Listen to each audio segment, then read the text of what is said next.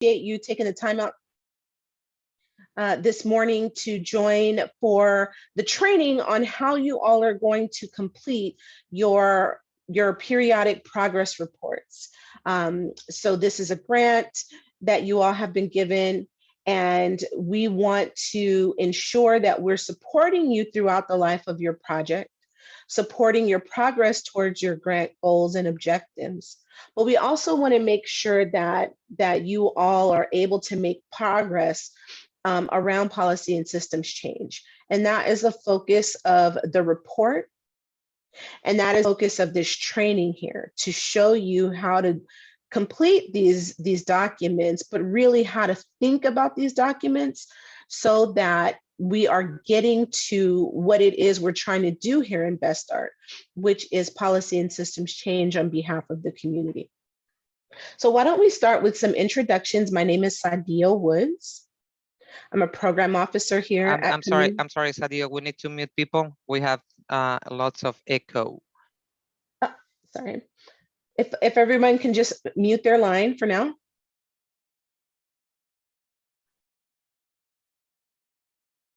Okay, looks good. Thanks. Okay, great. So I'm Sadia Woods. I'm a program officer here at Community Health Councils, and I'd like to ask for CHC staff to introduce themselves, and I'll call on you. I'll start with Sejal. Hi, everyone. Good morning. Thank you so much for being here today. My name is Sejal Patel, and I am the Portfolio Director for CHC. We have a lot to cover today, so please pay really close attention. And also, no questions are dumb questions. Just throw them in the chat, and I will be the one that's handling them, and Sadio will too. But please ask any questions throughout the day, throughout our session today. Thank you. Okay, and Aide? Hi, good morning, everyone. My name is Aide Suno, program officer here to support you all. I'm happy to be here. Sadio, if you can give Rosario permission to record if you haven't already done so, and I can hand it over to Armand. Morning, everyone. I'm Armand Gutierrez. I'm the senior research analyst with the research and evaluation team. Next, I'll ping it to Rosario.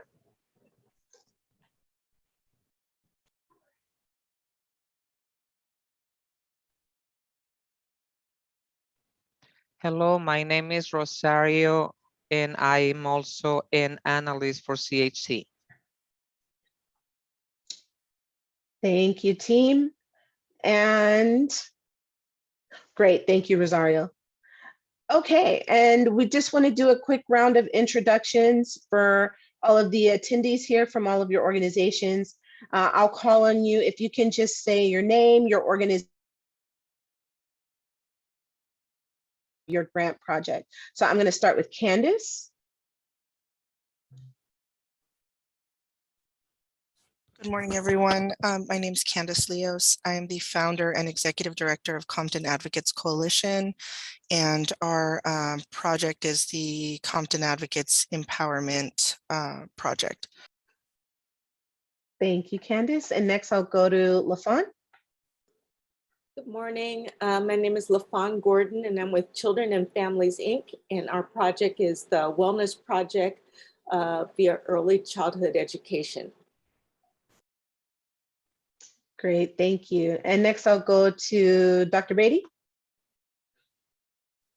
My name is Dr. Beatty with STEM 54, and our project is early mathematics 0 to 48 months in family daycare centers. Okay, thank you. And I hope I don't pronounce this wrong. Maseli.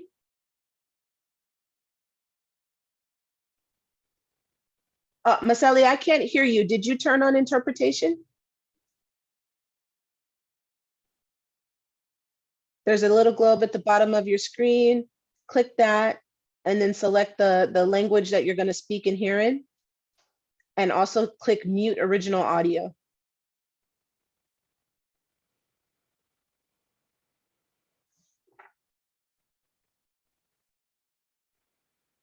Do you see it?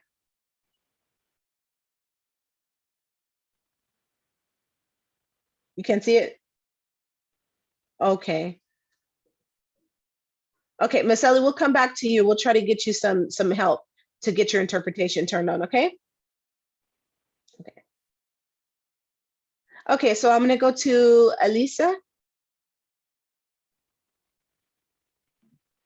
Hello, my name is Elisa Grimando. I am with SBCC, and we are the fiscal agent for first 5 LA Nuevo Comienzo. Thank you, Elisa. And next we'll go to Arlene.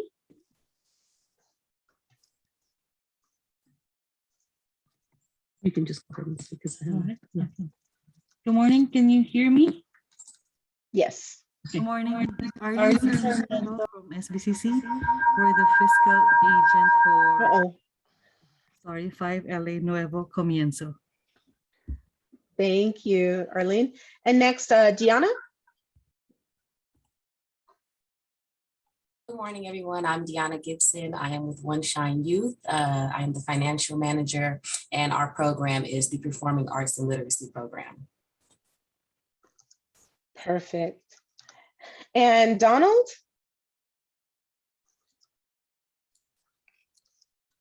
Hi, good morning. My name is Donald Williams. I'm the founder and executive director of the DAD Project, where we provide father engagement for children to 0 to 5 in early care and education for Best Star West Athens. Great, thank you. And next, Reed. Good morning, everybody. I am Minister Reed Rich, well, Pastor Reed Rich now, from the Experience Christian Ministries. And I am the program director for this particular project, though. And we are digital access and greenery and safe parks. Perfect. Thank you. And Jorge?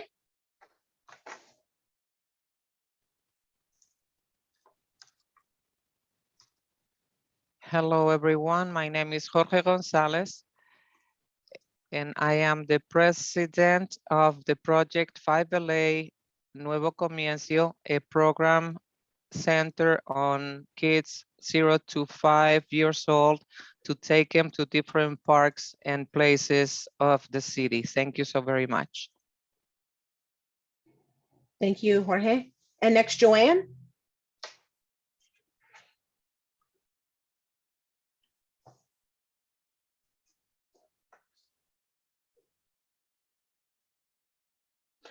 Uh-oh, Joanne, I can't hear you. Joanne, did you get to turn on your interpretation function?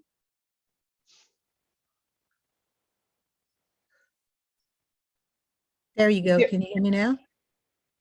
Good morning. I'm Joanne Russell, and I'm working with Winnetka Vaden with Community Reflections. Great, thank you. And next, we have Winnetka.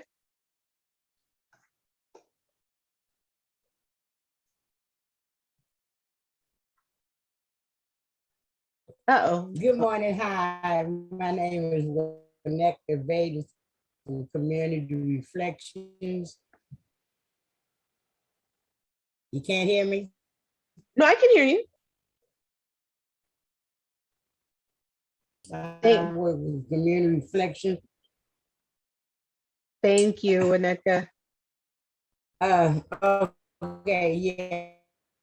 Because I don't know, it keeps saying something, but anyway, we're here to provide supportive services impacting parents from children 0 to 5. I've provided supportive services, food dispensary, food insecurity, and even in addition to policy change, and also providing Prop 47 expungements and the services that go hand in hand with record cleaning. Great, thank you, Winnetka. That's it. Thank you. Yeah. And next I'll go to Shawnee. Is that Shawnee?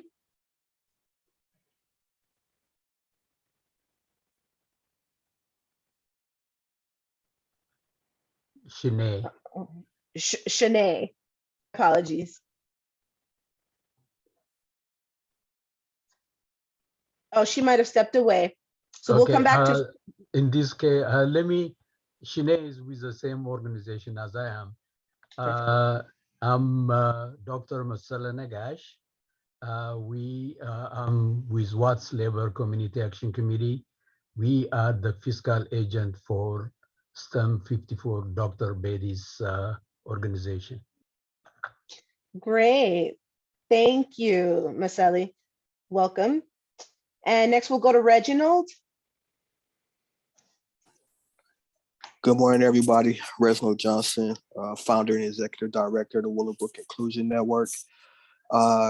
Should I mention all our projects or just the regional one? You can give the what you're doing with each one, the title and where those projects are concentrated. Okay, so we're working on the local and regional projects. Our regional project being the Food Insecurity Council that we'll be creating within the Watts Willowbrook, Compton, and Broadway Manchester communities. And then we'll also have a local project that'll be looking at safe passage for youth and also have an arts component to be able to place art along that safe passage route at 2 elementary schools in Willowbrook. Great, thank you, Reginald. And next we have Keisha. Hi, Keisha Daniels, Sisters of Watts. We are the physical agent for SBCC, Thriving Families, Doula Project, and also our youth leadership program that is in Watts. Great, thank you, Keisha. And Kelly. Good morning, everyone. I am Kelly Berry, the director of One Shine Youth, and we are here representing the POW program. That's our Performing Arts and Leadership Literacy program for the schools here in the East Compton community. All right.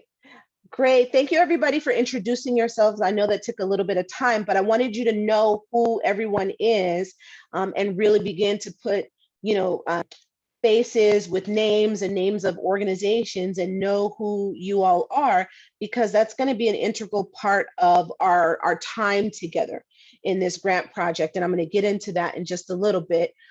I'm going to go ahead and get started by sharing my screen here so that you all can see a quick PowerPoint presentation before we get into the actual training. Before I start, can everybody see a PowerPoint presentation on the screen? Yes, thumbs up. Can you see it? Great. Okay, let me know if you need me to make it a little bit bigger. Try to do that there. Let's see. Okay.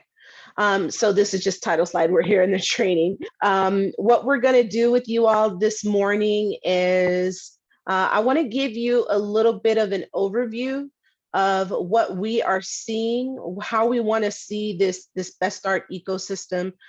Just a quick vision to kind of center all of us and give you context on why we're doing this reporting and why we want it to look the way that we need it to look. And then we're going to go over the training goals and objectives, give you a little bit of context around the reporting. And then we're going to go right into how to complete and submit both the narrative report and the financial report. And we'll give you time to ask questions around that. Certainly, if you have questions during the presentation portions, you can put those in the chat. And then after we do that, then we're going to talk very briefly about some changes that CHC is going to be making to improve your grant agreements. And then we'll talk about next steps and we will adjourn. And hopefully we can get you out of here early. Definitely time though. So that's our agenda for this morning. So let's get started with this vision of the Best Start ecosystem. And forgive my little rudimentary drawing here. I hope you all can bear with me. I'm going to try to make it better, make it a better visual for you all. But I hope that it represents what it is that we are thinking, how we think of you all in this Best Start entire ecosystems. So your organizations and the work you're doing here are part of a collective effort to transform the 4 communities that make up Region 2 into a thriving place where families of children 0 to 5 have everything they need to ensure that their children get the best start possible to enter kindergarten ready to learn and ready to succeed in school and life. Now, unlike projects that you may do with other funders, the plan here is to take what you are learning as you work to implement your projects and use it to do 2 things. Number 1, to craft advocacy strategies and campaigns that help to scale the work that you're doing so that it can have a positive impact across all of Region 2. So we don't have the work to just be concentrated in the communities that you're working in. Some of you have projects that are only concentrated in Compton and East Compton. But what we're trying to find out with these reports is, can that work have impact across all of Region 2? Can we replicate it in other communities? Can we scale it up so that, you know, the next time that work can be done outside of Compton and East Compton, and it can be done in all 4 communities? The second thing is that we want to we want to see that these projects can inform the creation of a dense network of local organizations who can and will work together to improve not only the local resource offerings, but that as a unit, you all can be competitive enough to attract and manage large funding initiatives. So while we're doing this to see change, right, positive change for families 0 to 5, we also want to see positive change within these organizations so that you're not individual organizations working in silos, doing your work in silos, but that you are beginning to get connected to one another and beginning to get connected to other organizations, so that you begin to form a network of organizations that can support, you know, really support Region 2, both by having strengthened organizations, by having connections with one another, and that you can be able to attract these large funding initiatives yourselves that come down the pike, like the Best Start Initiative. This ecosystem includes, so if you take a look here, it's the whole Best Start community. It is you all who are doing your grant projects. It's what we call local delegate councils. These are groups of individuals, residents who come from all corners of the Best Start community, and the regional task force. All of these folks working together to impact policy and systems change. The local delegate councils are comprised of residents and are appointed as community-specific, grounded representatives that will convene within their communities regularly as councils to plan, initiate, organize, and develop systems change work that is tied to their local community and to the regional efforts with the regional task force. The way that they're connected to your work is that they are going to become part of the organizing arm that helps to mobilize Region 2 residents to advance the policy and systems change strategies that come from your work, right? So this is more than just a project. These reports, what we want to be able to see is what's coming from your work that we can use to influence policy, that we can use to change and improve systems that govern or that move how families of children 0 to 5 live in these communities. And when we get that information, we want to be able to educate the community about it and mobilize them to support it. Remember, the issues that you're working on were selected as high priority by local residents. So really what you're doing is testing strategies to improve those issues. The community will rally around those issues that show the greatest promise to improve things for families and residents.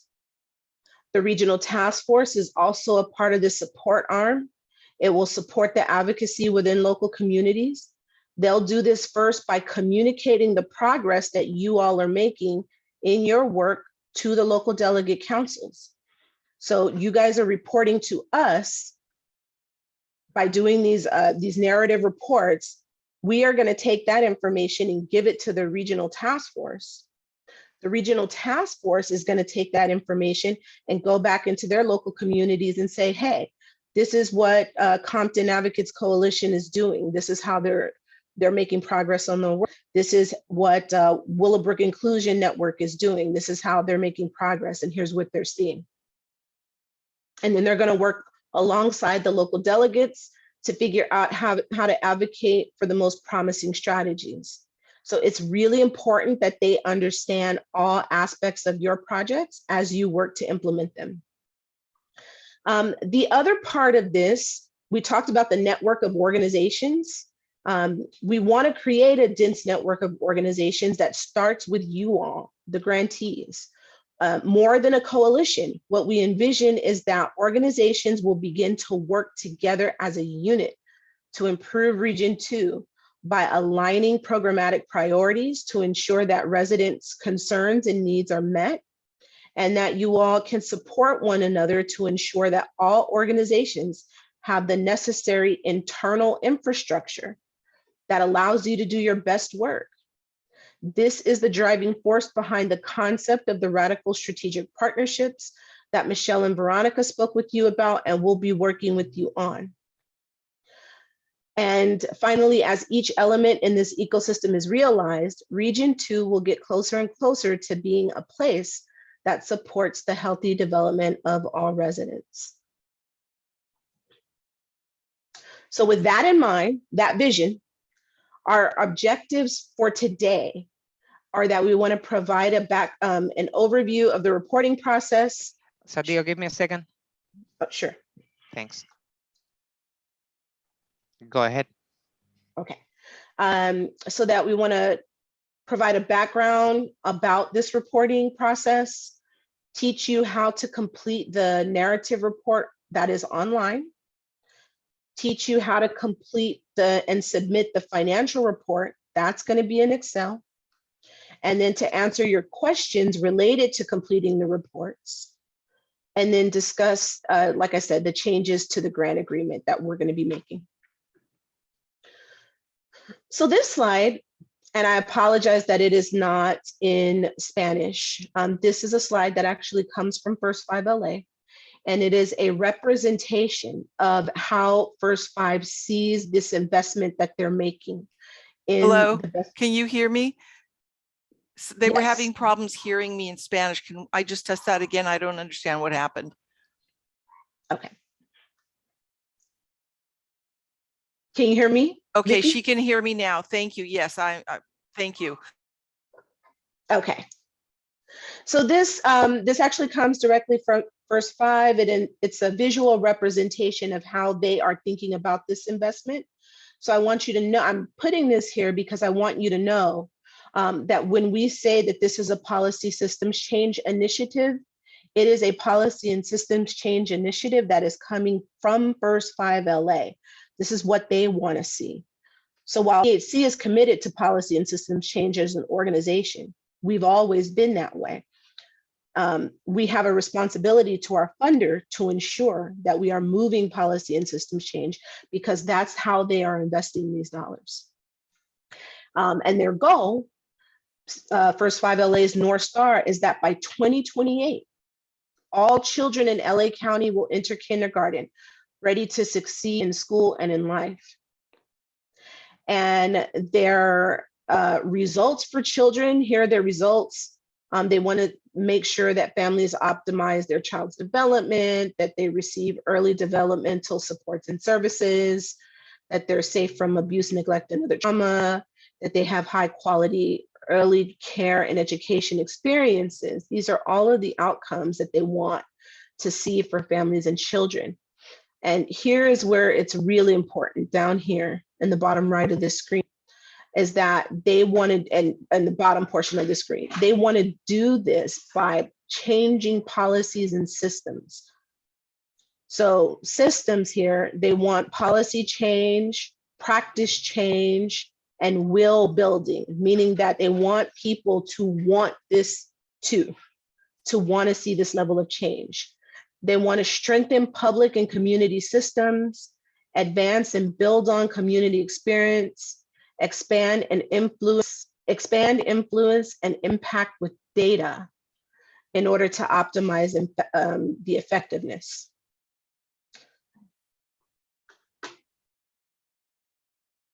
And they want to get by doing three things. Number one, connecting Best Start residents, members, and families to opportunities to advocate, lead, and influence their environment through local and countywide efforts.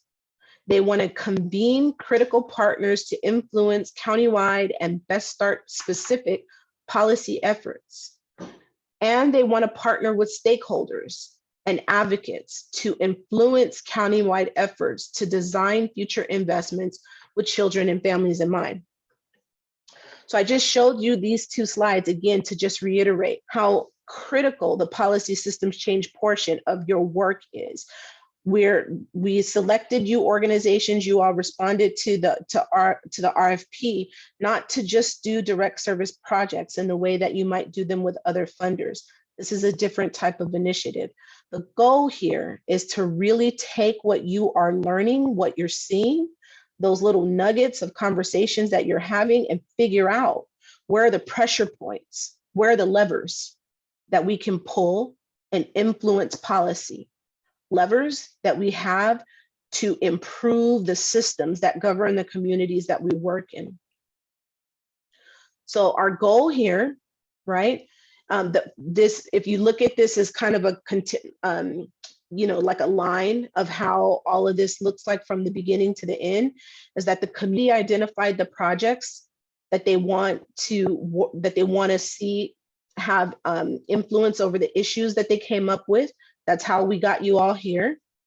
That your projects are going to identify the pressure points, meaning your projects are going to identify, well, how do we solve for food access? How do we solve for the fact that people don't have great access to internet and other digital services? How do we solve the fact that kids are not meeting the school curriculum goals? How do we solve for those things? Your projects are solving for those things. And because they're solving for those things, your projects are creating the blueprint for how we can address these issues. And with that blueprint, we're going to mobilize the community to now go out and fight for, more work like this, more investment like this, and policy change like what you guys are working on. You heard Winnetka in the beginning say that they're working on some legislative bills around expungement. We want to rally the community around that because that's a helpful thing to our communities. And so I'll end with this, and then we're going to go right into the narrative reporting. So, and I set the stage for you. The reporting is going to ensure that you can adequately report on your goals and objectives, and that we can measure your progress and your impact. And as we do that, we're enabling a systems change process to happen, because we're taking those nuggets from those reports. We're checking in with you all about where you're having challenges. We're taking from you all, we're taking from you where you're having challenges, and we're figuring out how do we come in as an organization, support you in those challenges. And then we're taking the successes that you're having, and we're figuring out how to amplify that, how to lift it up. And then we're creating this system where you all can work together on this work, not just for now, but in the future, that we can become a more unified community of organizations. So that's our goal. That's why we're doing the reporting. So with that in mind now, I want to take you through the report so that you can see what questions we're going to be asking you. And hopefully what you just heard, you have that in mind as you try to figure out how to answer the questions. So the report is going to be here. We'll send you a link to that, but it's online. And I'm going to stop sharing so that I can go right into the report. Here we go. Okay, can you all see my screen? You should see CHC's logo, and it says Best Start Grantee Progress Report period. Do you all see that? Okay. So this is the online report. This is the first page of the report. Gives you a little bit of information about the kinds of things. Well, it's a step-by-step process.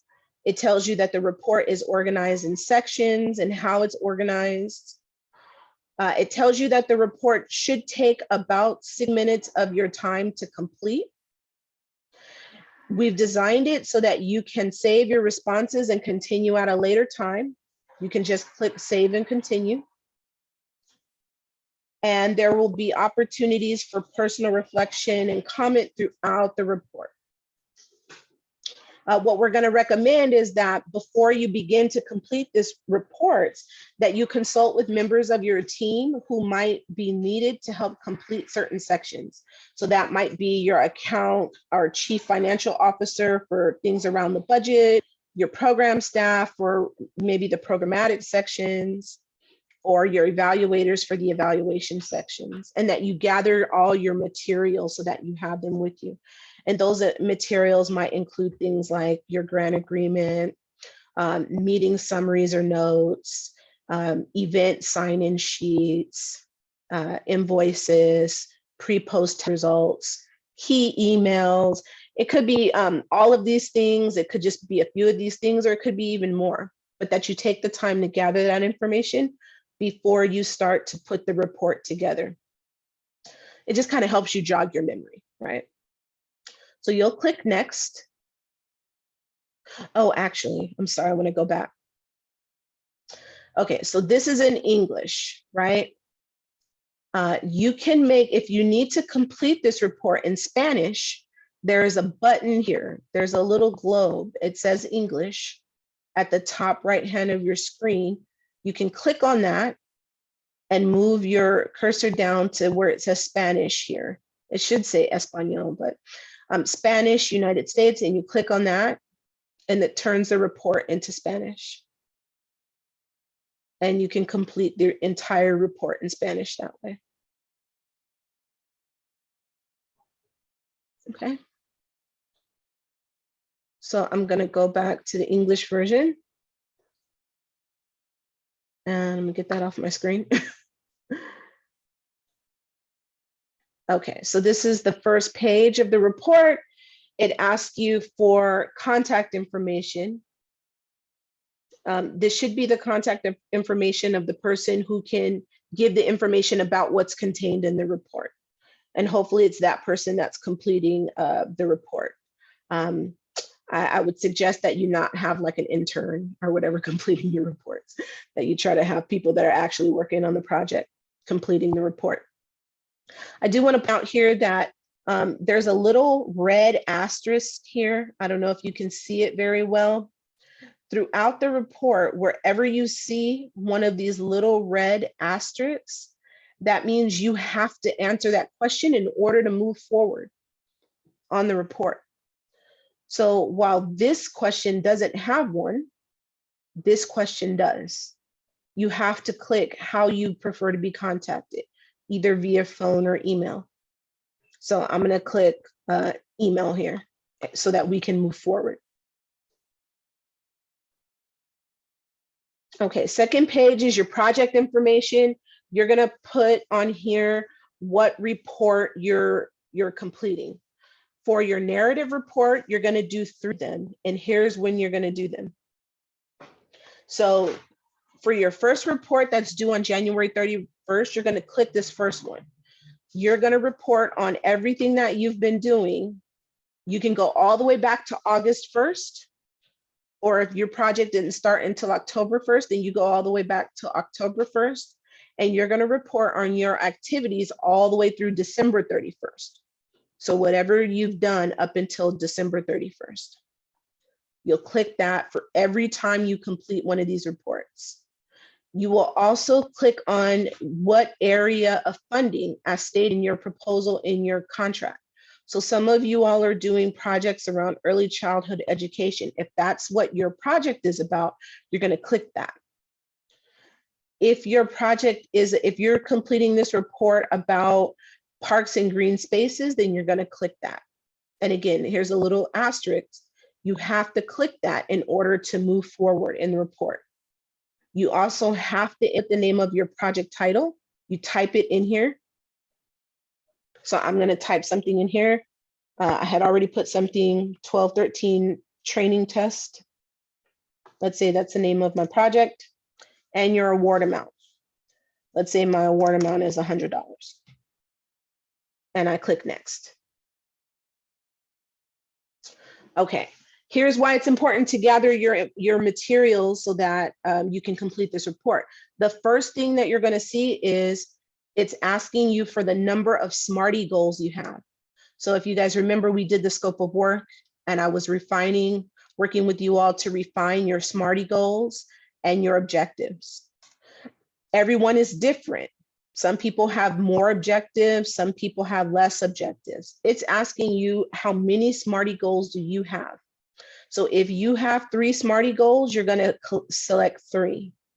If you only have 1 SMARTY goal, you're going to select 1. And if you have 2, you'll select 2. This is important because it's going to populate the next few pages based on the number of SMARTY goals you select in here. So be careful. But the good thing is that you can go back and forth throughout the report. You can go back, you can go forward. So I'm going to click 2 so that you can see what this looks like. So let's say you have 2 SMARTY goals. It asks you to type in your SMARTY goals as it appears in your final contract. You all should have a copy of your work in the final contract, and it should tell you right there at the top what your SMARTY goals are. You're just going to type them right from there. So let's say your project is about making pasta. Your first goal is to make pasta. If you have another goal that is to serve the pasta, you're going to click to serve the pasta. Those are my 2 goals in my project. If you have 2. If you selected that you only have 1 goal, you're only going to see 1 of these on the next page. If you selected that you have 3 goals, you're going to see 3 of these on this page. So you'll type in all 3 and then you'll hit. This question is asking you for SMART goal number 1. So remember in the example before, I selected that we had 2 goals. So you're going to have to do this twice. How many objectives do you have for SMART goal 1? You'll put in, for SMART goal 1, I created 2 objectives, or for SMART goal 1, I only created 1 objective. However many you created, you're going to type in the objectives in order down here below. So if you only have 1 goal, if your project only has 1 big goal, but you have multiple objectives, let's say you have 2 objectives, you're going to come down here and you're going to type in each objective as it appears in your scope of work. Okay, so let's see, here is to use our pasta maker to make a pasta that will hold together. And then our second objective is to put the pasta together. I don't know, put the pasta together.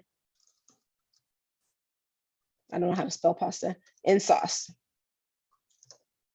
Those are my 2 objectives, for SMART goal 1. I'm going to click on next. And now it's going to start to ask me questions about each of the objectives that said I had. So this one is about progress. And it's an estimation. How much progress do you think you made between objective 1? On objective 1, we think that we got to about 50%. or we think we got about 75% on this goal. Maybe your first objective was about, I don't know, it could have been anything, planning. And so it makes sense that we got about 75% away. Whatever it is, you're just going to click on that. And you'll do it again for objective number 2 if you selected multiple objectives. And then you click next. And then here's where the narrative part comes in. It starts to ask you, and it's going to ask you a few questions here. This first one is about major accomplishments that had. So for objective number 1, it'll, whatever you typed in here, it'll put it here. And it's asking you, what are your major accomplishments, including updates on your indicators?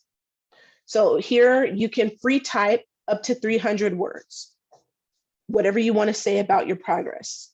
You know, might say, I found flour, I found a good flour, and I made a good dough, right? Here you might, I don't know, what your objective number 2, whatever you want to say. I made a delicious sauce. Whatever it is, that is your update here. And you'll notice that it doesn't have an asterisk, but please make sure to answer the questions completely with as much detail as you can possibly answer. And then you'll hit next.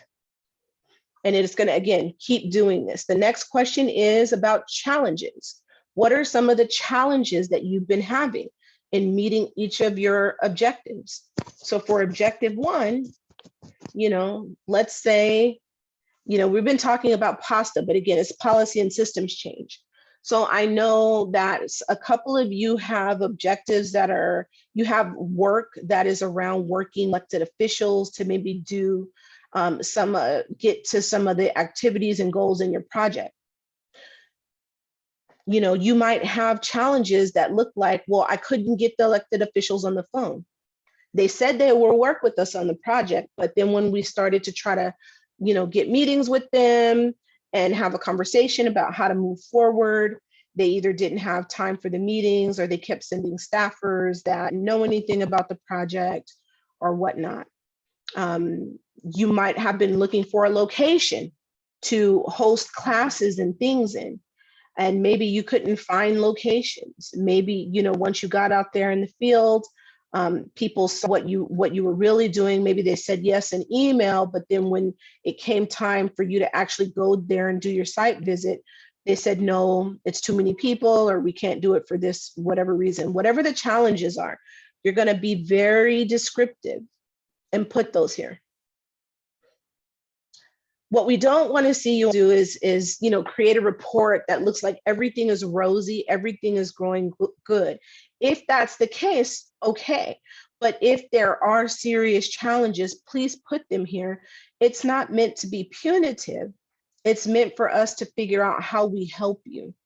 We're in this together. We want to be in partnership with you all because we have clear goals for how to help the community. And so we can't do that unless we know exactly, you know, where you need our support. So I'm going to click next, and it tells you the progress in the report, right, as you're going through. The next one, so the previous question was about challenges. This is about how you meet the challenges for each objective. So if you had challenges, you were able to come up with some solutions for them, please put in here information about how you met those challenges. You know, maybe you planned a big event, you want to have this really large event on it being outdoors, and then what happened is that it rained that day and you couldn't do that event that was supposed to be outdoors. So you decided to push the event back 1 month so that you could have better weather, right? You would give us all the information about that here for each objective. And then you'll click next. And then here, you can actually tell us about what kind of support you need in your project to move forward. So you can be very clear with us. Here's the support we need from you, CHC, about how to move forward in this project. You know, we're having this kind of struggle here. We need X, Y, Z. It might be resources that you need. You might need us to help connect you to another organization or another entity. You can let us know that here in this question about type of support that you need. So I'll click next. And then again, you're going to go through all of this again. If you said that you had 2 goals, you'll do all of that in for your next goal. So that is why it's important to have your grant agreement or your final scope of work in front of you so that you're making sure that you're inputting the correct information. It's okay though, if you make a mistake, because you can always go back. You can go back throughout the report.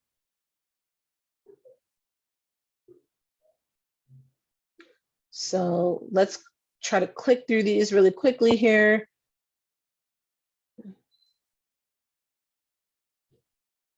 Forgive my silence. This is just about the fact that we put in that there were 2 goals. So you're going to go through it for all your goals. Okay. Yes. So now once you've input information about the progress on all of your goals, you're going to come to this question about systems change. The first question is, please provide an update on the methods you have been using to combat anti-Blackness and promote anti-racism throughout your work on this project. So if you all remember, in the proposal that you submitted, you were asked to talk about how you were going to address anti-Blackness and promote anti-racism. So if you haven't looked at that at a while, you know, for a while, go back into your proposal and read what you talked about there. And then think about how you've been doing that throughout the life of your project. And then just give us a quick update. This question must be answered in order to move forward. There's a little asterisk here. The next question is about what you're learning about. What are you learning about policies and systems impacting your work and the priority? So for instance, if you're working on food access, and you know, you've been learning that, you know, there aren't a lot of organizations in your area working on food access. And so you're kind of having to do all of your work from scratch because you're not finding any resources or any organizations that support your work. Or, you know, maybe the residents don't know much about it. Whatever you're learning, you can put that here. And again, it's a required question. There's an asterisk here. We'll click next. Oh, right. I wasn't able to click next because we didn't answer the question. You see that? So I have to type something in here. Yes. Yes. Now I've answered the question and I can move forward. The next question is, do you have any upcoming events, workshops, trainings, town halls, or celebrations? So at the point that you complete this report, is there anything coming up? So it's going to be, you know, after the report. So your first report is due January 31st. If you have events coming up within the next quarter that, you know, you want to highlight, you want people to give information about, you'll click yes. And then it pops this up and you can put in information about the event. I would highly encourage you to do this. We want to promote your events and your activities. If you need people to come out to the event, you want CHC to come out to the event and take a look at what you're doing.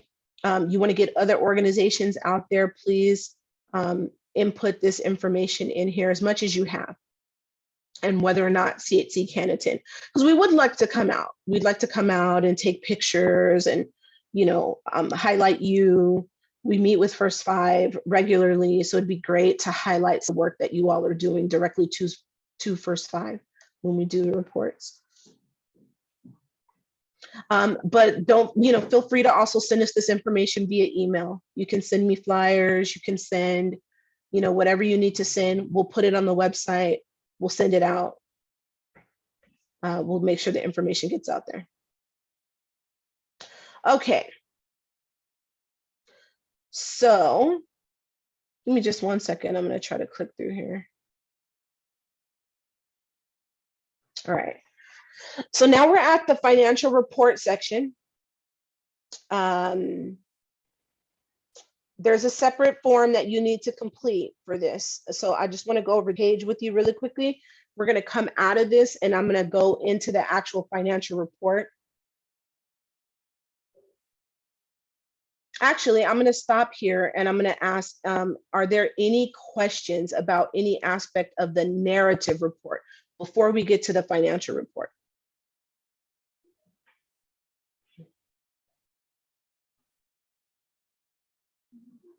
I'm going in the chat too to look for questions. So I'm going to scroll up. Excuse me. Yes. Go ahead. You know, you said a couple of interesting things, and I was trying to focus on absorbing. You know, you said the impact is to see where we make change at, and this just been so depressing to me with these holidays. And you look at sources and what you can do and you get out and find. So we know we've been dealing with families with kids, but we didn't actually have them sitting here and haven't had, and I know a variety of places to place them. Even Pastor Saul tried to place them. And the end result is we have sleeping bags, and we didn't pass our most sleeping bags, okay, because there's nowhere for nobody to go. They're closed, there's no housing, and it is disgusting. And so you figure, where's the solution when they have to leave your office with a sleeping bag? Right. Yeah, I hear you, Wineka. I definitely hear you. I think we're all, these are perilous times that we're living in, and it is not fun to have, you know, come up with a great project that is around one thing, but what you're seeing on the ground is that people have needs that are beyond the work that even you had planned to do with them. I'm going to say that number one, yes, we do want to know that. We want to know if, you know, if that's what's happening in your project, that, you know, you plan to do one thing, but what you're seeing as you get on the ground working with folks is that. Just Friday, we have.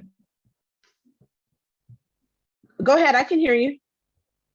What I see, and I was in tears because one woman was beat up with her baby jaw sock, and I called everybody from Lhasa to everybody. It was a holiday. Even if we put her in a hotel, she was scared and everything.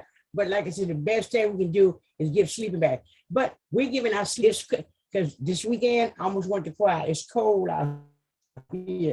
Okay, these kids, these young folks is out here with their kids.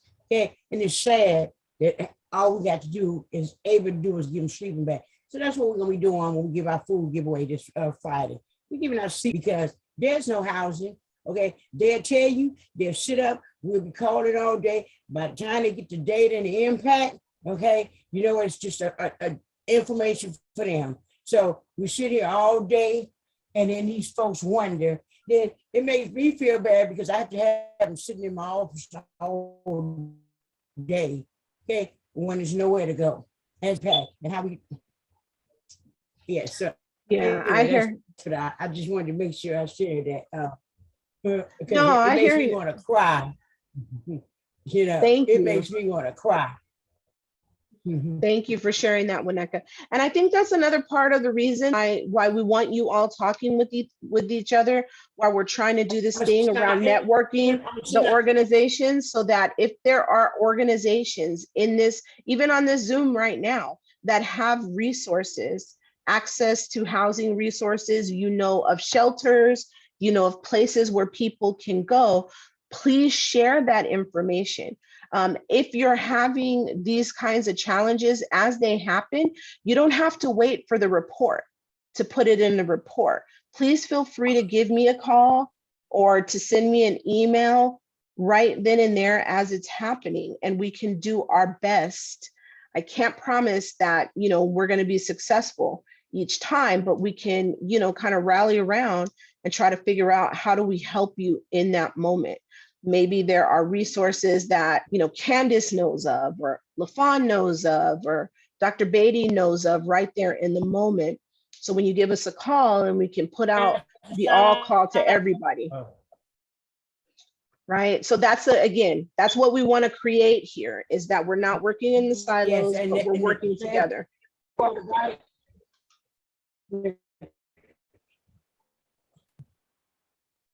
Waneka, we even called the police. Even the mental hospital wouldn't even open where you couldn't take them. And then it holds up my day because I'm not gonna turn them down. Okay. But they sit in my office or whatever, wondering, this girl had her whole jaw broke. Okay. Pregnant on crystal meth. Okay, had money. Okay. Then, like I said, it's a holiday. We can't even get a hotel. O alguien que esté en drogas. So, okay, I think I'm hearing a lot of talking at the same time. So I'm going to ask folks to mute themselves. Please mute yourselves. Sorry, I heard you too, Pilar. Okay. So yes, again, please give me a call and let me know. Thank you, Winnetka. I appreciate you bringing that up and letting us know that those are challenges that you're experiencing right in the moment. Do appreciate you sharing that, and we'll do our best as a network of organizations that are working to try to figure out how to support folks as they're coming in. And then again, those are informations that you can put in here. We can read about it on the back end and try to figure out if there are things on the back end that we can support you with. We can try to figure that out. If there are things that are happening in the moment, then we can try to figure out how to support one another. Okay. I'm going back into the chat and see if there were other questions. I see that there are some answers happening. So Jorge has his hand up as well. Okay, thank you. I also can't see hands, so I apologize, folks. Jorge, go ahead.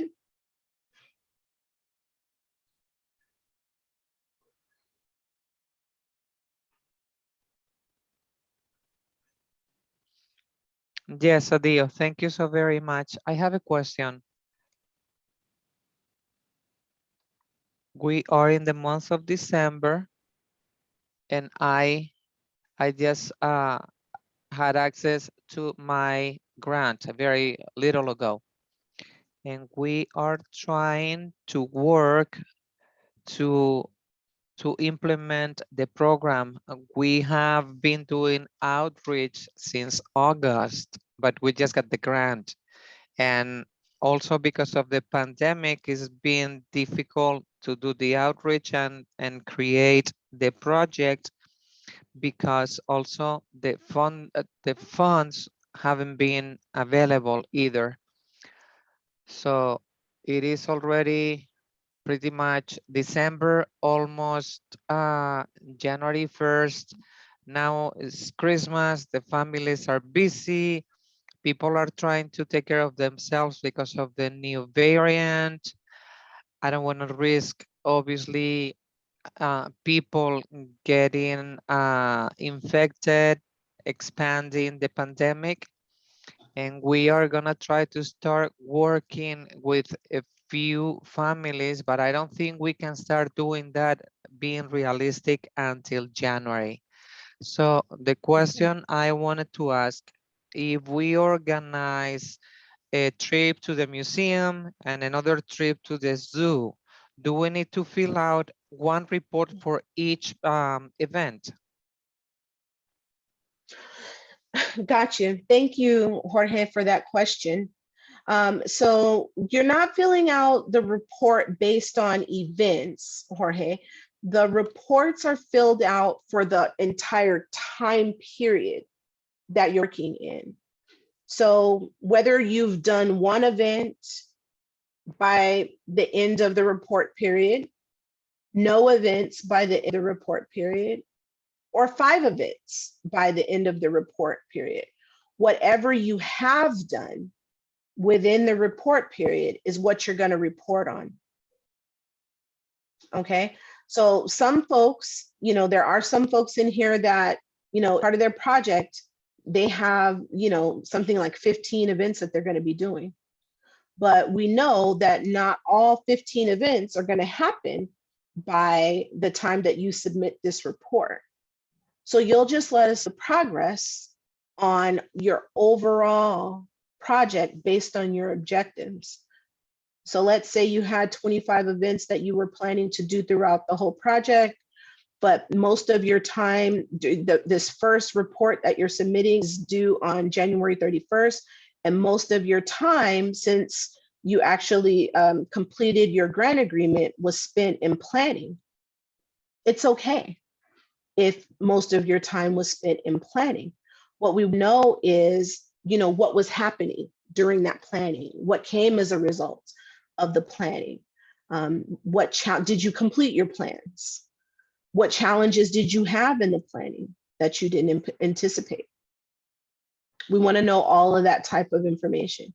So Jorge, I hope that answers your question. Again, even if you've only done 2 events, that's fine. What we want to know is just the progress on how you were doing, what kinds of things happened, what kinds of things didn't happen, what challenges you had, and what support do you need to continue moving forward. Okay. Are there more hands up? I can't see. Nope, that's all. That's all? Okay. I see a question in the chat here. That was great. Thank you, Sadie. You're welcome, Jorge. It says, does the report pre-populate past answers? That would be nice. Reginald, it doesn't. I don't think it does. Correct me if I'm wrong, Aide or Rosario. It does not. We got an answer. Thanks. Oh, okay. Perfect. No, it doesn't. But you know what? Maybe what we can do is prior to, if you need that, give you the copy of the report that you submitted the prior time. We can email it to you so that you have that to continue to go on. We can absolutely do that.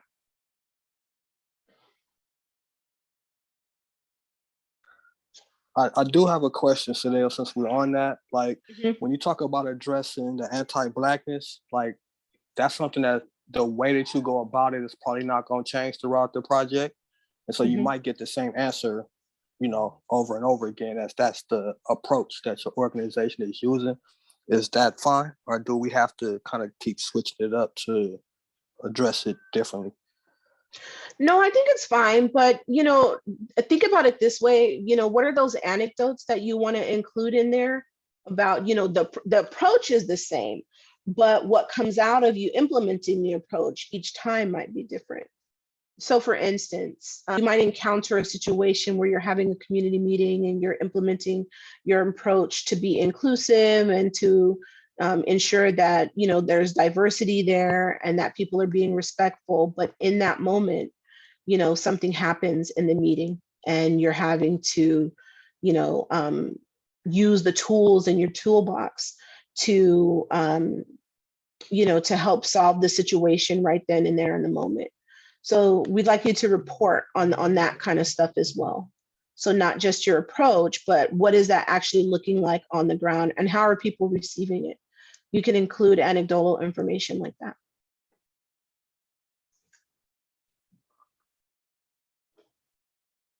Does that answer your question, Reginald? Yes, thanks. Okay. That's the narrative report, folks. I do want to go into the financial report, and I'm going to do my best with the financial report. I'm going to move back forward through this to just show you this really quickly, but then I'm going to have to get off of the screen and actually go into an example of the financial report. So the financial report is in Excel. You've all received, or you should have received, an Excel file that has your specific financial report to it based on the budget that you submitted for your project. The template is going to look the same, but the information in the report is going to look different based on what you put in your budget. You're going to complete your financial report in that Excel file. I'm going to go through it in just a second, and you're going to upload it here in Excel, not PDF. Please remember to upload the actual Excel file because we want to be able to go into the cells and see if there were calculation errors and to be able to support you in fixing that if that's what needs to happen.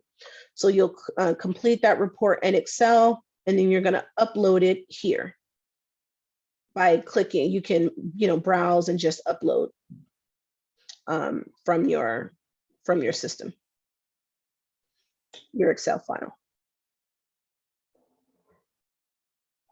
Okay, so I'm going to stop sharing, and then I'm going to go into a version of the report.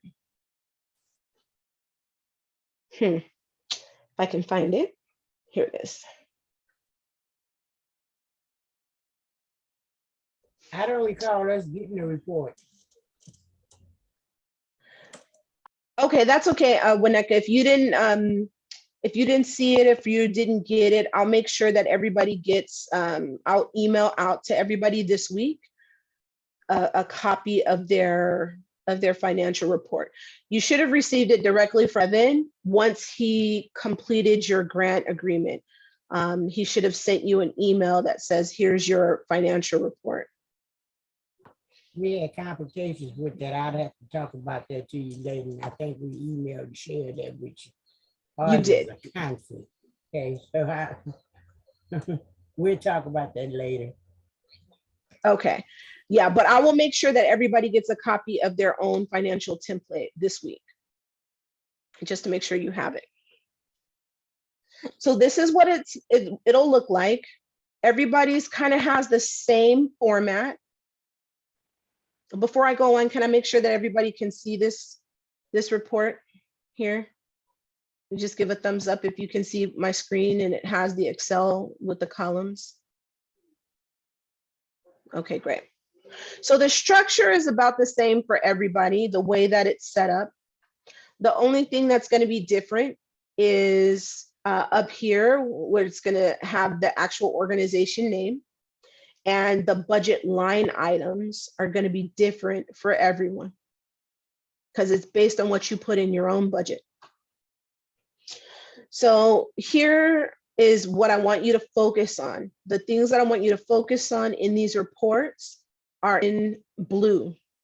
So so here in blue, underneath where it says check one, that's something you have to fill out. And then this column here, column M, that's also in blue, is where you'll have to fill out. You're only going to do a financial report 2 times over the life of the grant, only twice. You're going to submit one when you do this very first report. So for January 31st, you're going to submit a financial report, and then you're going to submit another financial report on October 31st at the end of your grant project or whenever your grant project is over. So only twice. And you're going to check which one you're selecting. You can just put an X right here, whichever one you're selecting. So if you're doing it for the first time, you're going to put an X here. If you're X here.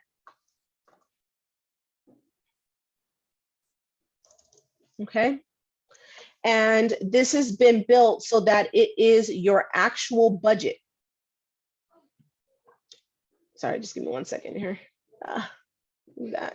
So yes, it's your actual budget that you submitted. What you're doing is reporting on the expenses that incurred during each reporting period against your original budget, your budget versus actuals.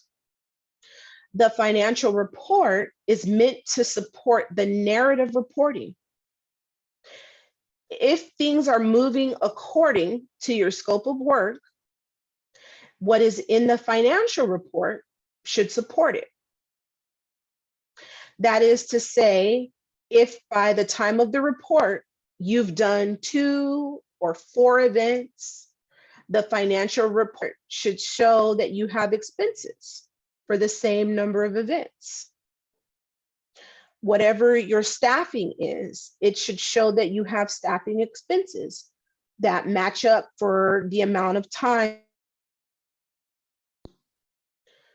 The report should not show that you're spending money, or what they call a burn rate, that is faster than the timeline in the scope of work, or slower than the timeline in the scope of work, vice versa. Think of this financial report as the narrative report in numbers. Okay? And your goal with this report is to report in such a way as not to cause any questions to arise as what you're spending. At the end of the first report period, the template should show all of the costs booked against your project based on your line item categories. And again, you're going to do it right in this Excel file. The template has columns for each of the 2 financial reports.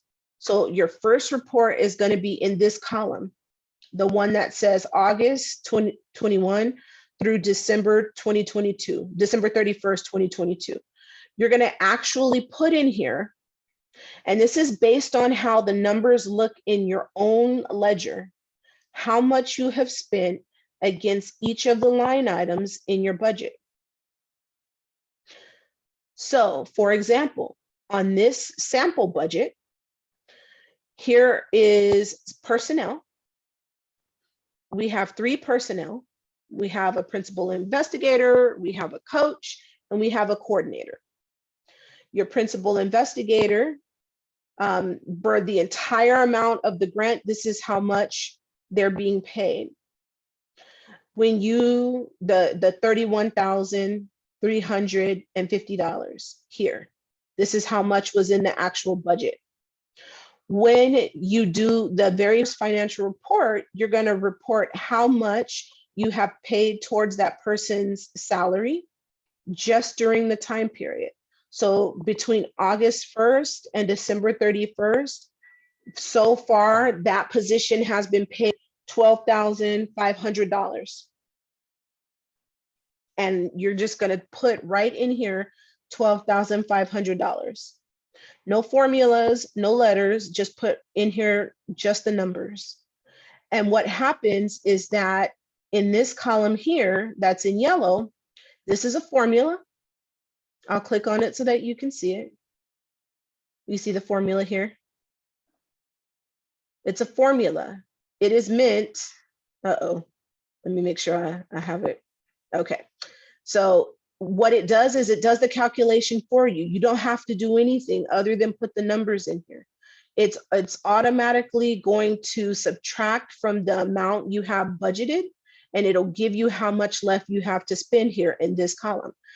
Please do not touch the remaining budget column. You're only going to work with these columns, column M and column M in that say actuals, right? So in this example, this person was paid $2,500, and now they have $18,850 left to be able to use to pay that position. And again, all of this is pre-populated with formulas so that you have it here. So when you're putting in your numbers, let's say for this coach, there's $9,000, and in the first report, they ended up paying $3,000 of that person's salary on the grant. You see, I put in the 3,000 and these numbers changed. This is how it's showing, this is how much you spent towards personnel so far.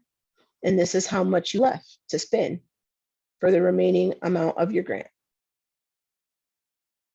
If we go down here, here are the expenses that this organization put in for their project.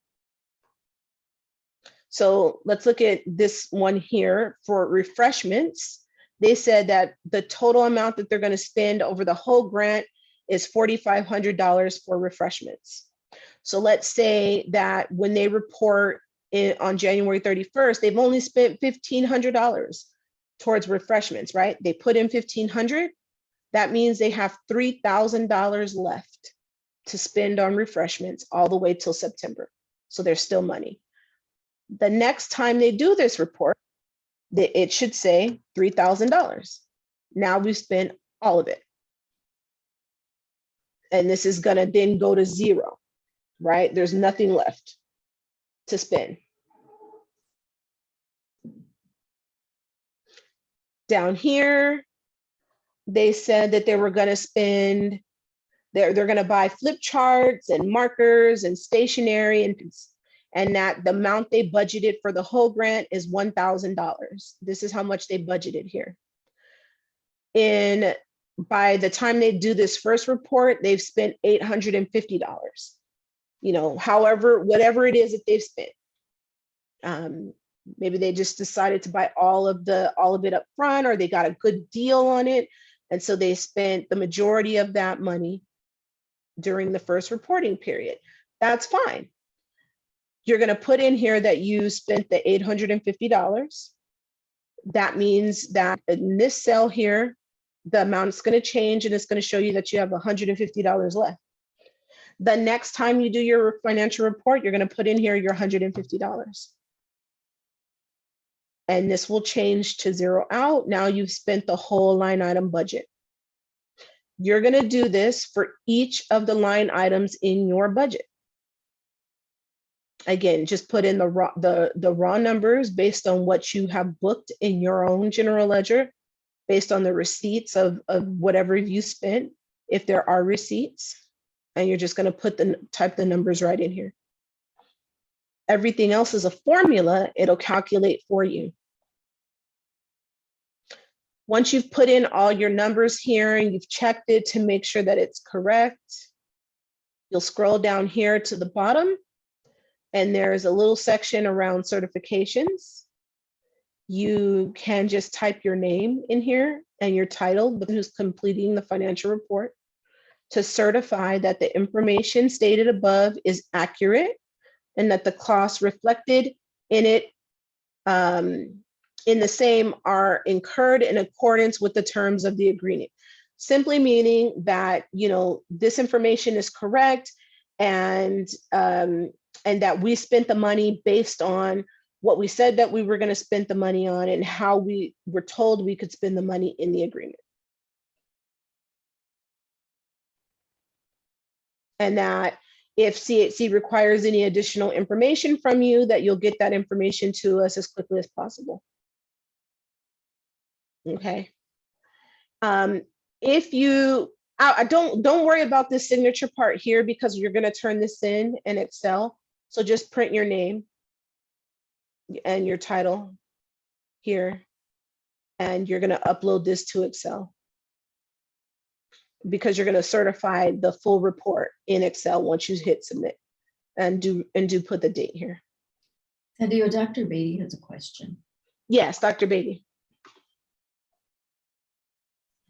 Good morning. Thank you for this. All right, question. Yes. We got 3 pots of money, and the things we are doing now, I know I shouldn't be, but we want to get all these books and so forth, and all these materials we need for these centers and so on and so forth. So I'm sort of, I'm ordering most of the stuff I need on this budget, and then how should I handle that? Maybe I'm handling it all wrong. Help me with that, number 1. Number 2, on one of our budgets, the number that I have for the meeting rooms are, off probably by, like 50%. What would be the procedure to reallocate that into another category? Because I put down like $800, and I think it ended up being only like $350, $400, something like that.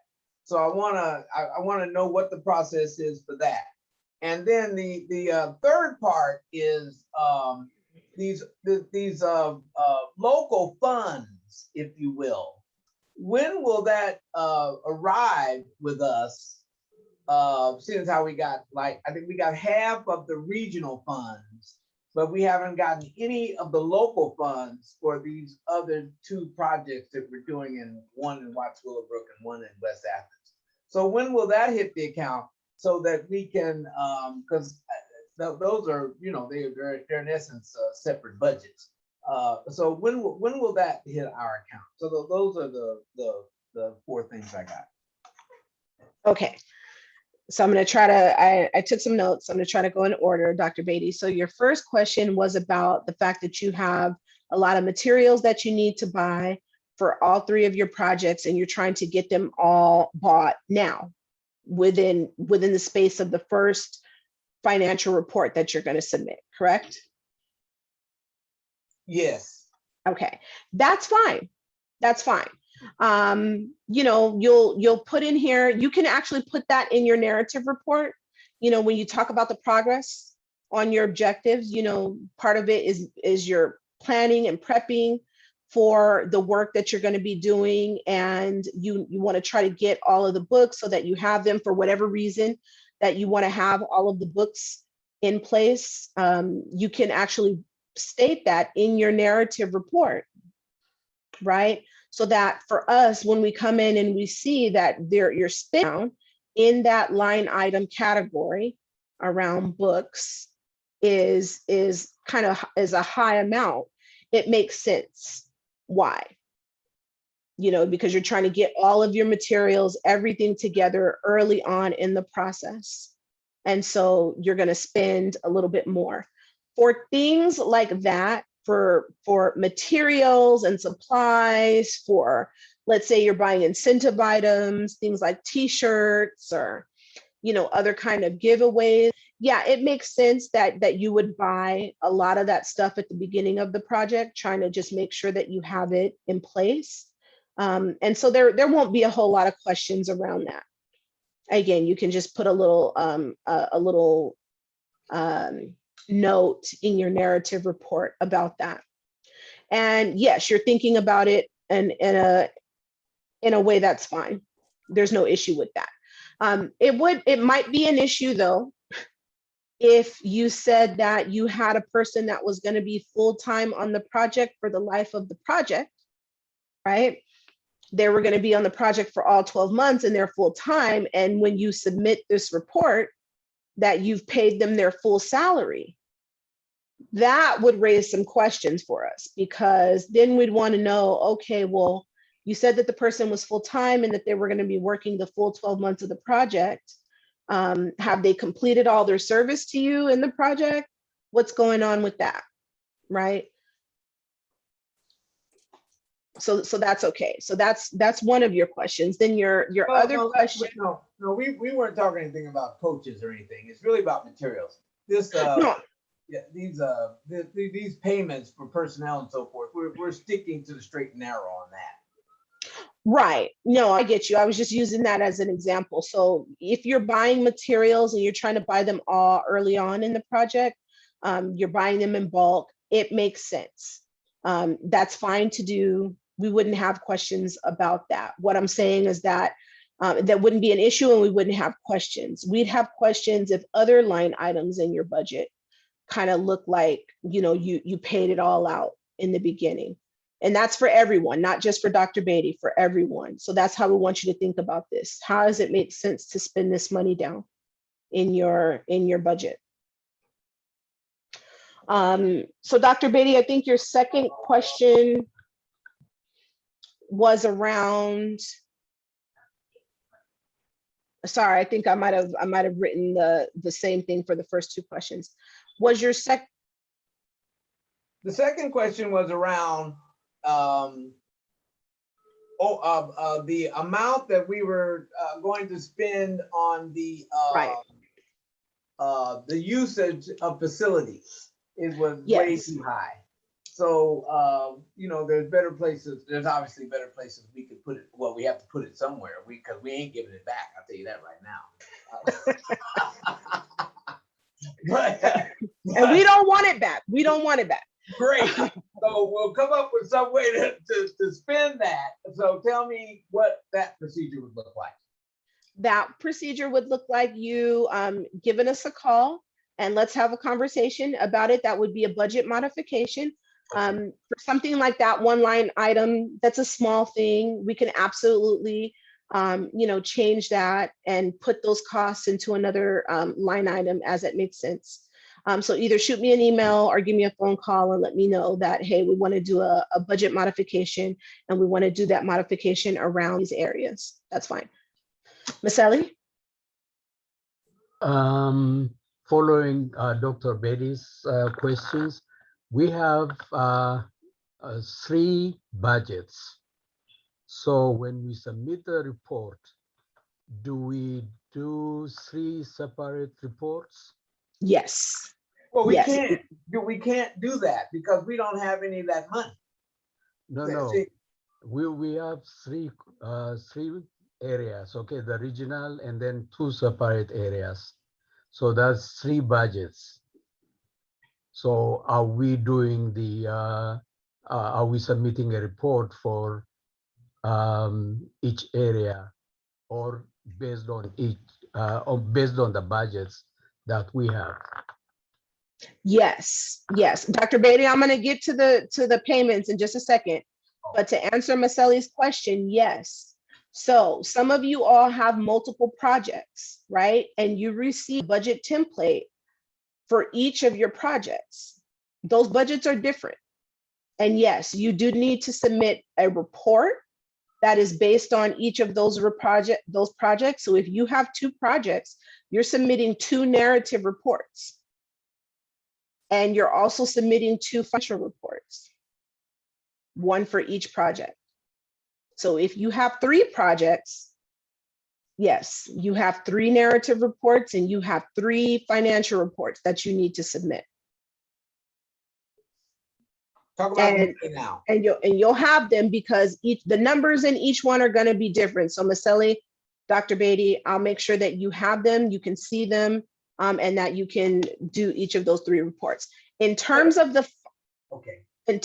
funding, so 2 things. For those of you that have regional projects, yes, you were sent upon execution of your grant agreement 50% of your project costs. The remaining amount of money for those regional projects has actually already been submitted, and you will have it in-house before the end of the year. Our finance department, I think, is working on a timeline of December 23rd to have all of those payments submitted. For the local projects, for those of you that received your local funds already, you got 75% of your local funds. We have already submitted the payment requests for the rest of the funds to be submitted, working along the same timeline, December 23rd. Dr. Beatty, your case was special because we found out that the payment requests for your local projects had not been submitted. So I personally submitted the payment requests for your local project last week for both of your local projects and payment in full. So by December 23rd, you're going to have all of the money for both of your local projects in-house or WLCAC, what have you. That's fine. I can take it from them. Okay. So what I want to say is that Merry Christmas. Everyone is going to have 100% of their grant dollars in-house by the end of this year. And again, I think that date is by December 23rd. We had an internal deadline to get all of those payment requests submitted by December 10th. All of the payment requests have been submitted for 100% of your funds. So even though your projects are still going to be going next year, you're going to have all your funds in-house by the end of this year. I got one more question. Shoot. Go ahead. Maybe I don't know who would do this, but the check that we have received already was written to my organization and not the fiduciary agent. So I'd like I would have Dr. Josh do that since he's the guy, or someone, to make sure that the banking information where that money is deposited is going to the right person. Because I ended up, as soon as I got it, I wrote a check to WLCAC. I didn't want none of that money on my conscience because I'd have spent it all on something else. I'm lying. But so we will check back with you to make sure that you have the right direct deposit information so that it goes to them and not me. Because I might not be as strong next time. Bye. Good, Dr. Beatty. And yes, we'll check on that and make sure. I know that there was some question in our finance department about who the payment was supposed to be sent to. And I did correct it with them, but let's talk offline and make sure that we have the correct information. And for everyone else, if you did not receive payment yet, please know that your check, the payment request for your organization has been submitted. I can confirm that personally submitted it. That includes Willowbrook Inclusion Network, that includes Compton Advocates Coalition, and that includes every other organization for the remainder of your funds. I personally submitted a payment request to our finance department to pay you before the end of the year. If for some reason you did not receive your funds, please let me know so that I can work with our finance department and figure out if we had your banking details correct so that we can get it corrected. Thank you, that's great to know. Ms. Woods, I just wanted to share Merry Christmas to everybody and Happy Holidays. But this Friday, as I said, we're having a food giveaway. We have plenty of food giving away: turkeys, sleeping bags. We have all kind of LA gear, tennis shoes, Hanes t-shirts, all kind of clothing for kids 0 to 5. And like I said, we're gonna have a big food giveaway this Friday, December 17th from 1 to 3. Now I can send you a flyer, but I don't know how to do nothing on chat and all that other stuff. But I'll get food giveaway for the last before the holidays this Friday. We got a lot of things to give away. Great, thank you. And if you all have a flyer for that, I'm just jotting down details here, but if you have a flyer, please feel free to send that to me so that we can have our communications team get that out. Right, I'm gonna send it to your email. We just printed them out. Well, we did have them last week because we had to send them to other people. But I will send you a flyer. Gotcha, thank you. Okay, thank you and everybody else. Are there any other hands? Dr. Beatty, do you have another question? I see your hand up. No? Okay, that was from before. Okay, I'm gonna go into the chat and see if I see any questions. Will copies of the PowerPoint presentation be available? Yes, I will send those. We are also recording this session, and so we will make the copy of this recording available to you all so that you can go back and review the information at your leisure. And that recording is in both English and Spanish, so there will be both. How long would it take to get your presentation and record? If sometime? It'll be tomorrow. Oh, that'd be great. I mean, I'm recording now. I can't miss a beat. I'm too tired. Are there any other questions about the template? I hope it's straightforward for you all. Again, you're just going to go right into these columns and just punch in the numbers based on how much you spent. The template is designed to do everything else for you. Okay, I'm going to stop sharing and we're going to go back into the financial report, the narrative report or the online report, so that we can go back over now what you're going to do once you've completed that financial report. So can everybody see my screen now? It should say the CHC logo, Best Start Grantees Progress Report. Okay. So now, once you have your financial report complete in Excel, you're going to save it to your drive. You can add your name to it, your organization's name, financial report. You can put the date on there. However you want to title that file. You're going to upload that file directly into this online system. So question 34, it says using the financial report template, complete the template and upload your completed template to this report. Again, please upload it in Excel, not in PDF, so that we can help you if there are issues with the report. So you would just click on where this orange button that says browse, and it's going to come up all kinds of file folders here. You're seeing all kinds of stuff that's on my computer. Hopefully don't pay that any mind. Whatever file it is, just click on that and then click open. And you see it's going to upload the file to your report, so that when you hit submit, we're going to get that Excel file in Alchemer and we'll be able to read it there.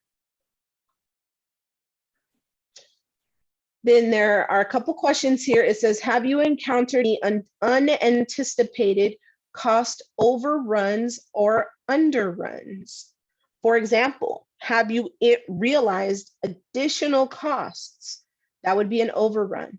Or were you not able to hire the additional help in the time stipulated in the original budget? An underrun. Meaning, again, did you, and for any of your line items, did they end up costing more than what you budgeted? Or did they end up costing less than what you budgeted? And now you need to figure out how to fix that in your budget. Please explain that here. You get up to 300 words to explain any cost overruns or underruns. Did you realize any significant cost savings that deserve mention?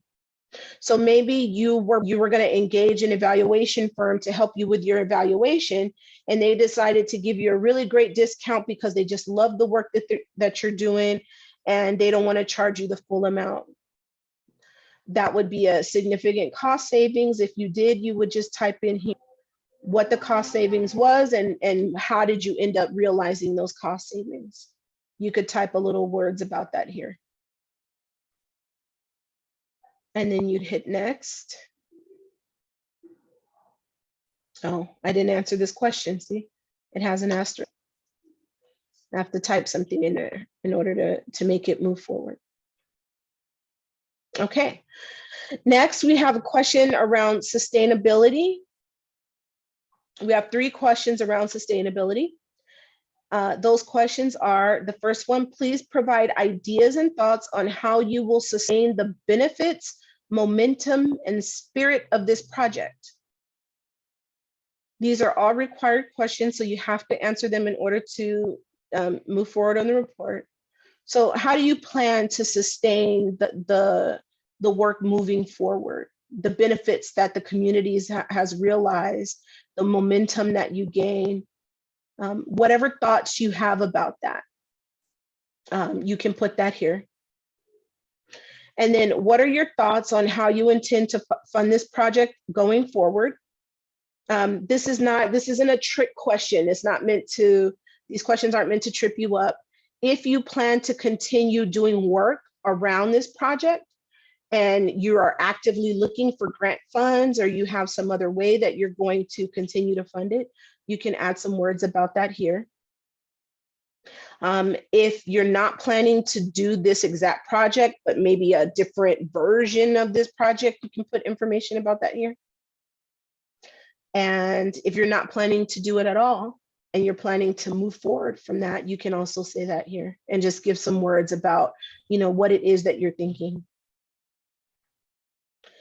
And this question here, are there any additional funders that can commit support for this project? If so, and at what level? This is if you know. If you are actively submitting grants for your project, we'd like to know about that here. If you've been talking to other funders and you want to get their support for moving this work forward and you're in conversations, you can put it here. And if you don't know, you don't really have anything, you can just simply say, we don't know at this time. And something to that effect. We don't know at this time, we will update you in the future, just to be able to get to answer the question. But please be as forthcoming as you can. It's helpful.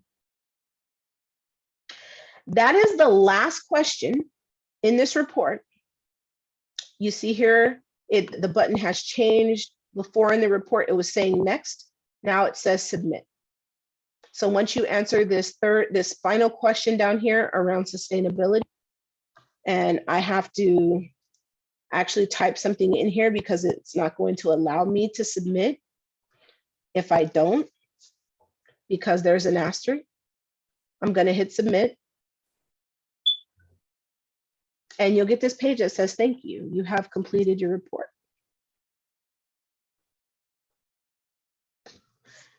That's the report, guys. Again, by the end of the week, I will send everyone a copy of their financial report. I'm going to send you the link to this online report so that you can, go in there and start playing around with it. Don't type a whole bunch of gibberish in there because that makes more work for our research and evaluation team. They're already going to have to go in there and delete the stuff that I put in there. Click through it, play around with it so that you understand how to navigate back and forth in the report. Again, the report is designed to allow you to save your answers and come back work on the back end. And we encourage you to work together with your teams, with your finance team, with your programmatic team to complete this. And it's not intended to become cumbersome, but we do want to get as much information from you as possible, again, to support the system, the policy and systems change work that we're doing. And I think the last thing I want to let you know about the reports is that kind of a schedule about what it's going to look like after you submit these reports. So your report is going to be due, your first report is going to be due January 31st. Ide and myself will be reading these reports between February 1st and February 18th. Just to kind of understand what you're saying. We're going to jot down any questions that we might have if we have questions. And then we're going to be doing follow-up phone calls with each of you between February 21st and March 11th. And those follow-up phone calls will just be to kind of go over what you said in your report. If you had additional thoughts about anything in the or additional thoughts that you wanted to mention that you didn't get to put into the report, or maybe there's new information that you wanted to share with us, we can talk about it during those phone calls that we have with you between that time period. So please be on the lookout for communications from Ide and myself. And that's it on the report. So the next thing that we want to share with you all during the last couple minutes, I had this on the agenda, is that changes to the grant agreements. So after we know that you all have already executed all of your grant agreements. During the time period that all were reviewing the grant agreements, we did get a number of questions from you all about some sections of the grant agreements. Some things that you had questions on, maybe people didn't understand in the grant agreement. There were some issues, some organizations had issues with some of the things that were stated in the grant agreements. And from those conversations, CHC went back and started going through the grant agreement. And we've identified that we want to simplify the grant agreement. We want to make it so that it's easier to understand, not just for you all, but for grantees in the future. We want to make that document shorter. We want to make the language plainer. We want to remove anything that might cause barriers for some organizations based on how they do their work. There may be things in there about, having to report on folks with criminal histories, or excluding folks with criminal histories, that kind of thing, based on how you do your work. So we want to go back and review those grant agreements and make changes to them to simplify the language, to make it easier to understand, and to make it more in line with the values that we all share about the work that we're doing in support of the Region 2 communities. So I just want to let you know that I don't have all details about how long that process is going to take, exactly what it's going to look like, and what you're going to get at the end. But I do want to let you know that we are doing that. And I think that the intent is to reissue those grant agreements and have you guys just re-sign them now with a better understanding. We're going to communicate with you all every step of the way on that process. So please don't be alarmed. It should not impact in any way right now your ability to do your work on your project. Please keep moving forward. I do just want to let you know that's coming up, and we're doing that in service to you all to make sure that we're not creating situations in which you all are limited in doing your work, based on what's in that grant agreement. And we want to do that just to, again, make sure that that we are being a different kind of a funder, that we're being a funder that is responsive to our communities, and making sure that we're not doing things that are questionable, making sure that people can understand very clearly what it is that they're signing. Are there any questions about that?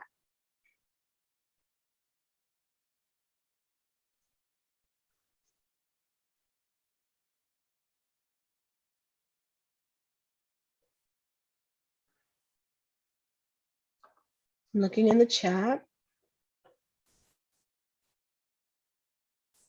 Okay, I don't see any questions about that now. And like I said, we will communicate with you about what that process looks like. We don't have a whole lot of answers right now, but I'll make sure that we keep you all updated and informed about that process.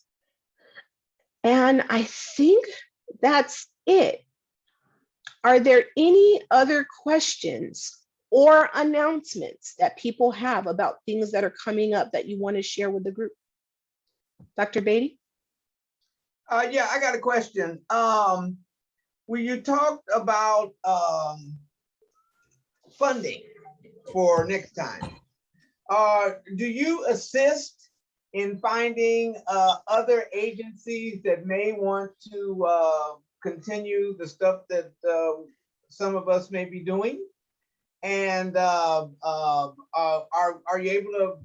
Are we unable to apply next year to do the same thing, just better and more, since it's the first time?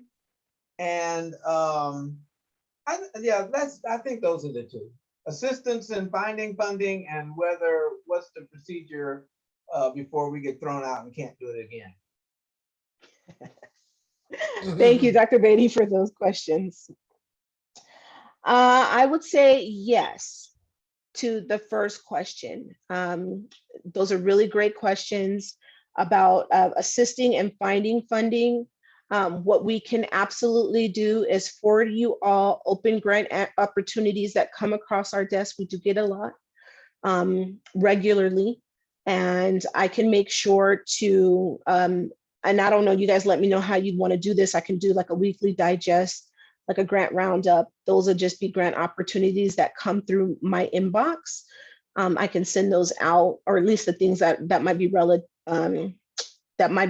for the types of projects that you're doing. We can help you out with other types of grants, development work. I think let's talk about that. Part of what we want to do is support you all, with capacity building opportunities, with connecting you with resources.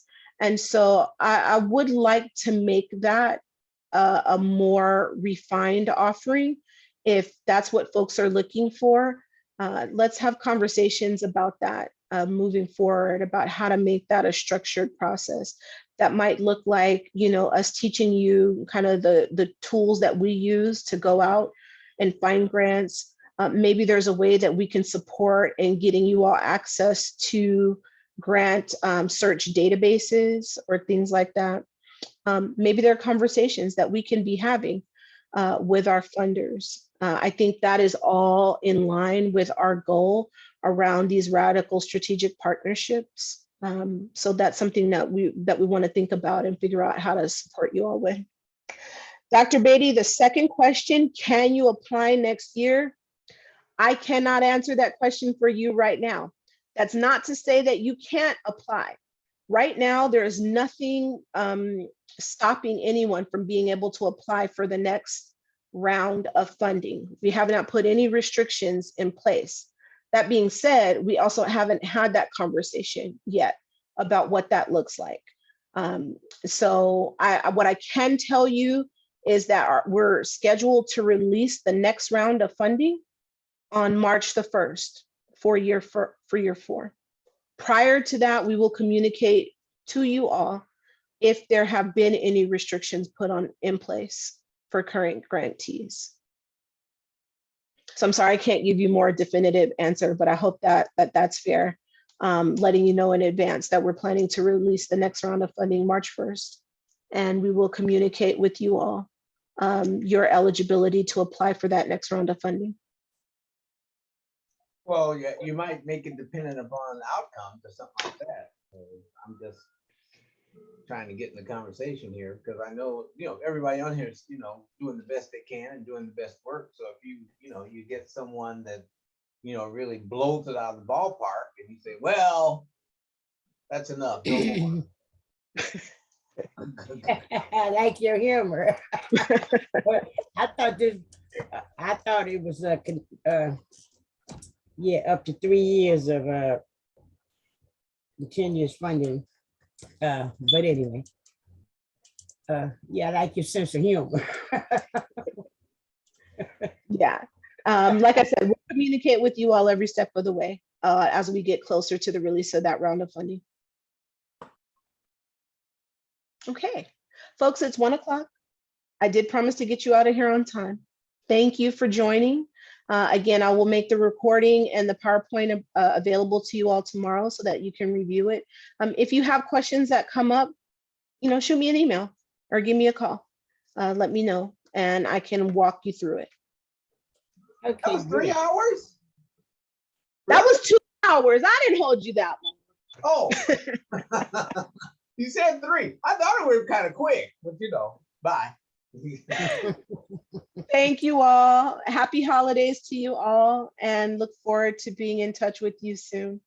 Thank you. Happy holidays to you too. Bye-bye, everyone. All right. Thank you. Happy holidays. We'll be in touch. You're welcome. You're welcome. Thanks. Happy Have a great holidays. one. You too. Bye-bye.